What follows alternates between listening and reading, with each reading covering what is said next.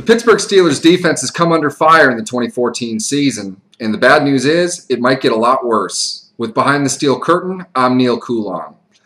Pittsburgh travels to Charlotte to take on the Carolina Panthers in the Sunday Night Football matchup in Week 3. The real bad news for them is they're going to see at least a relatively healthy quarterback in Cam Newton. Newton missed Week 1 with a rib injury, but returned to the field as the Panthers were able to dismantle the visiting Detroit Lions 24-7, largely on the strength of Cam Newton's athleticism as well as his arm strength. He's a true dual-threat quarterback in every sense of the cliche, and the Steelers have had trouble with those kinds of quarterbacks over the last 20 games. We're going to break him down here on Steelers Film Room. A big part of what is going to make Carolina a dangerous offense with Newton under center against the Steelers Sunday night is going to be their versatility. The amount of options that Newton gives them, literally and figuratively, is a dangerous thing to play on the field, and it's a really tough thing to prepare for. What you see on this play here in the third quarter, right as the Panthers are about to start blowing this game wide open against the Lions, they're out of a run formation here. It's a two tight end set with two receivers on the field with just the one running back behind him. Now, he has the ability to hand off here if he wants to, but at the same time, if he can sell that play fake and get the defense rolling exactly like he does here, he's got a wide open tight end coming underneath on a drag route. Even if the outside linebacker in this play doesn't slip and fall down, they've at least got a first down. And defending this kind of play is very difficult while trying to spy Newton at the same time and keeping an eye on the receivers who can run vertically deep down the field as well. This is going to be a tough play to prepare for, and the Steelers are going to need to really focus on maintaining discipline, which is something they've struggled with so far this year. The second play also comes in the third quarter. It's the Panthers' ball from the Lions' 25-yard line.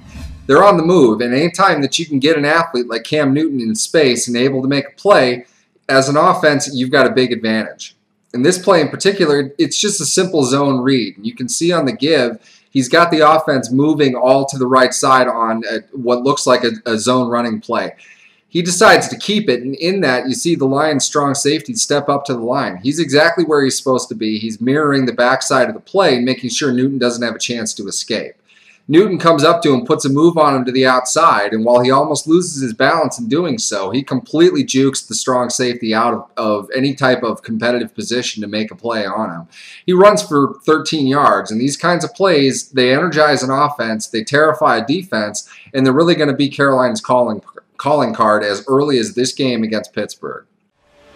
If you now respect Cam Newton after watching those two plays, the third one's going to make you fear him. You see this as he drops back. He gives a little bit of play action like he normally would, and watch his feet as he throws this ball. He's not even stepping into this throw, and he fires a bullet down the field perfectly on target to an out route. That area of the field is extremely difficult to defend because most quarterbacks don't have the kind of arm strength that Newton does and the release that he has to be able to deliver an accurate pass to that side of the field. On this play is all but indefensible. There's really not a whole lot of defense is going to be able to do, but in this case, he identifies the open receiver right exactly where he's supposed to be and delivers the throw on target. This is a big part of the reason why the Panthers were able to run the Lions out in the third quarter and are really going to be a tough matchup for the Steelers this weekend. So how do you stop Cam Newton? It's simple. You pressure him. Simple for most teams in the NFL except for the Steelers.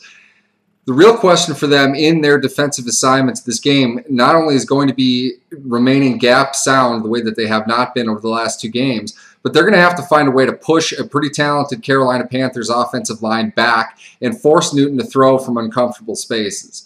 Granted, he can throw the ball a long way and on target even when he's not really moving his feet. He's not the most mechanical quarterback in the world, but no one likes guys hanging down by their feet. That if the Steelers are able to get enough push up front to land around his feet and to make him uncomfortable, to make him to get out on the move, his decision-making doesn't become as sharp. He gambles a little bit more, and he's not as accurate throwing down the field.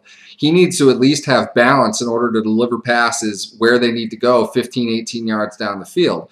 If the Steelers are able in this game to apply enough pressure to him, if not even just sack him outright, they can disrupt him enough to be able to limit his effectiveness on the field.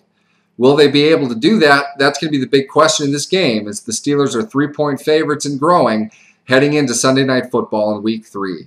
With Behind the Steel Curtain, I'm Neil Coulon.